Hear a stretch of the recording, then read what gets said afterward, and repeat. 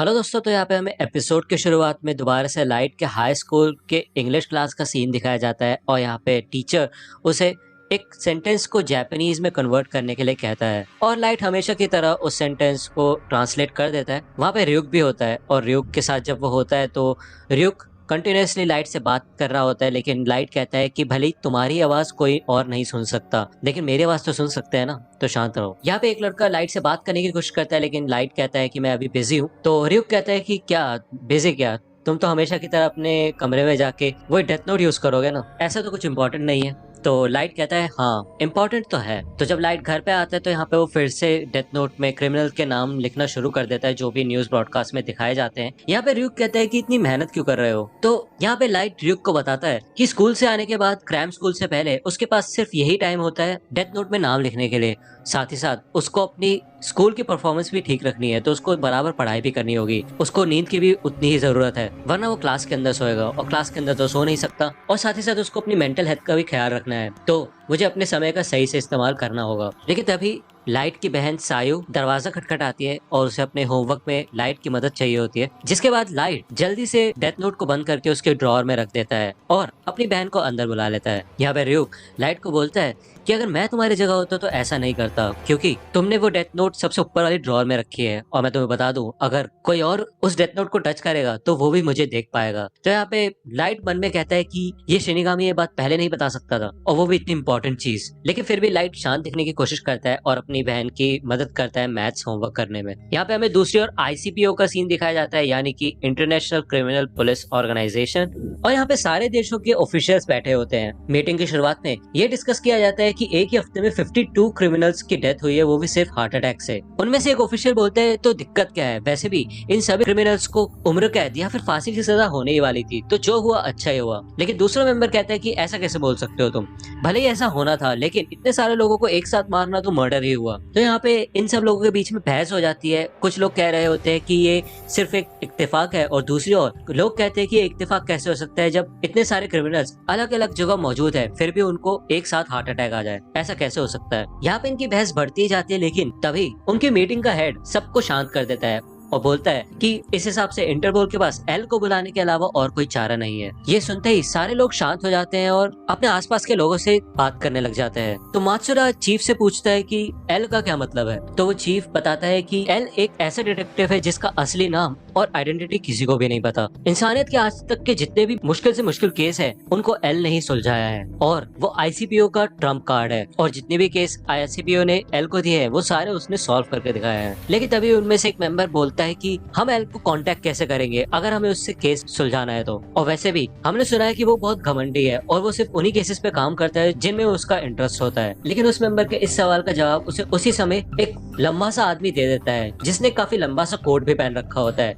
उसका चेहरा छुपा हुआ होता है और उसने एक हैट पहन रखी होती है। चीफ बताता है कि वो आदमी वाटारी है और ICPO उसके जरिए ही एल से कांटेक्ट कर सकते हैं। वाटारी बताता है कि एल ने पहले से ही इस केस पे इन्वेस्टिगेशन शुरू कर दी है। वाटारी अपना लैपटॉप ओपन करता है और डिस्प्ले पे एल लेटर लिखा होता है। यहाँ पे हमें लैपटॉप से आवाज आनी शुरू होती है और वो आवाज भी नॉर्मल नहीं होती, एक तरीके से उस आवाज में डिस्टरबेंस होती है जिससे कि एल की असली वॉइस कभी किसी को ना पता चले। वो अपना नाम बताता है कि मेरा नाम एल है। एल इंटरपोल के सभी मेंबर्स को बताता है कि मुझे ICPO की सब ऑर्गेनाइजेशन की मदद चाहिए होगी, खास करके जापानीज टास्क फोर्स, क्योंकि एल को शक होता है कि जो मास मर्डरर है वो जापान में ही रहता है। यहाँ पे हमें दिखाया जाता है कि लाइट और ryuk एक खंडर में होते हैं और लाइट अपनी नोटबुक को सुरक्षित रखने के लिए एक ट्रैप बना रहा होता है जिसमें आग लग जाती है। जब वो घर आता है तो वो अपनी ड्रॉअर ओपन करके दिखाता है, उसमें एक नॉर्मल सी डायरी रखी होती है। ryuk कहता है कि तुमने उसे छुपा दिया लेकिन चाबी भी लगी छोड़ दी तुमने। तो लाइट यहाँ पे ड्रॉअर ओपन करके दिखाता है और यहाँ पे एक नॉर्मल डायरी होती है। तो लाइट बताता है कि किसी को भी ये डायरी अगर मिलेगी और ड्रॉअर अगर अनलॉक है तो सबको यही लगेगा कि मैं यही छुपा रहा था, तो उसके बाद वो और ताका झाकी नहीं करेंगे। लेकिन डायरी के नीचे डेथ नोट की छुपाने की असली जगह है, जिसको खोलने के लिए बॉल पॉइंट पेन के रिफिल का इस्तेमाल किया जा सकता है। ड्रॉअर के नीचे मौजूद छेद में अगर वो बॉल पॉइंट पेन की रिफिल डाली जाएगी तो वो फॉल्स बॉटम उठाया जा सकता है। अब यहाँ पे हमें दिखाया जाता है कि लाइट ने कनेक्शन सेटअप कर रखा होता है डेथ नोट को छुपाने के लिए, लेकिन वो सर्किट पूरा नहीं होता क्योंकि ड्रॉअर का फॉल्स बॉटम और रिफिल की मदद से उसमें इंसुलेशन पैदा होता रहता है, यानी कि वो सर्किट पूरा नहीं हो पाता। लेकिन अगर कोई भी ऊपर से उस फॉल्स बॉटम को पहचान के उठा भी ले तो वो सर्किट पूरा हो जाएगा और डेथ नोट में उसी समय आग लग जाएगी। और अगर कोई पूछेगा तो मैं बोल दूंगा कि मैं अपनी असली डायरी छुपा रहा था और मैं नहीं चाहता था कि वो कोई पढ़े। और तुम तो समझ ही सकते हो, जेल जाने से अच्छा है कि थोड़ी सी आग ही झेल ली जाए। यहाँ पे हमें दिखाया जाता है कि और भी कई सारे क्रिमिनल्स हार्ट अटैक से मरते हैं और लोग लाइट को कीरा के नाम से जानने लग जाते हैं। लेकिन न्यूज रिपोर्ट्स में अभी भी अथॉरिटीज यही कहती है कि ये एक प्रकार का कोइंसिडेंस है और वो कीरा के होने को नहीं स्वीकारते। हमें दिखाया जाता है कि कीरा के लिए कई फैन वेबसाइट्स भी बनने लग जाती है जो कि कीरा को सपोर्ट करती है।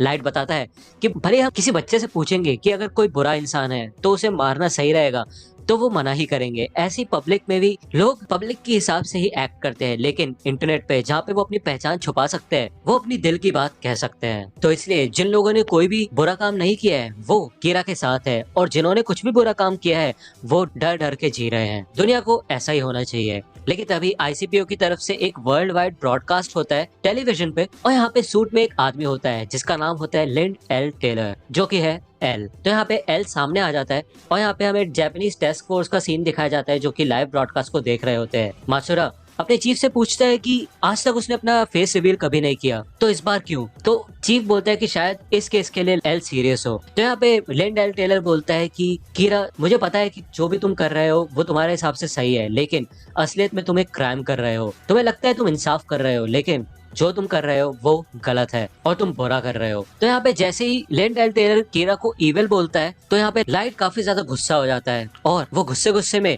लिंड एल टेलर का नाम डेथ नोट में लिख देता है और कहता है कि अगर तुम थोड़े और स्मार्ट होते तो मजा आता, लेकिन तुम्हारी कहानी आज यही खत्म होगी। तो 40 सेकंड बाद लिंड एल टेलर गिर जाता है और उसको हार्ट अटैक आता है। उसको कैमरे के सामने से ले जाया जाता है, लेकिन तभी स्क्रीन यहाँ पे एल साइन पे शिफ्ट हो जाती है, जिसे देख के लाइट थोड़ा शॉक हो जाता है। यहाँ पे हमें एल की आवाज सुनाई जाती है जो कि फिर से डिस्टरबेंस के साथ होती है और एल कहता है कि इसका मतलब तुम बिना उस जगह मौजूद हुए वहाँ पे किसी को भी मार सकते हो, लेकिन तुम ऐसा करते कैसे हो? अगर मैंने ये अपनी आंखों से नहीं देखा होता तो शायद मुझे इस बात पे यकीन भी नहीं होता। और यहाँ पे एल लाइट को चैलेंज करता है कि अब मुझे मार के दिखाओ। तो यहाँ पे लाइव ब्रॉडकास्ट चल रहा होता है तो लोग भी कहते हैं कि ये तो कीरा वर्सेस एल हो रहा है और ये एक लाइव मर्डर चल रहा है। लोग कीरा को कहते हैं मार दो कीरा, लेकिन यहाँ पे क्योंकि लाइट बिना किसी नाम और चेहरे के नहीं मार सकता तो वो बस खड़ा होकर देखता रहता है। तो यहाँ पे एल कहता है कि तुमने तो मेरे को काफी अच्छा हिंट दे दिया, तो मैं तुम्हें एक बात बताता हूँ। भले हमने प्रोग्राम की शुरुआत में कहा था कि ये वर्ल्ड वाइड ब्रॉडकास्ट है, लेकिन असलियत में ये ब्रॉडकास्ट सिर्फ जापान के कांटो रीजन में चल रहा है। और अब तुम सोचोगे कि मैंने इसी जगह को क्यों चुना, तो तुम्हारा पता लगाने के लिए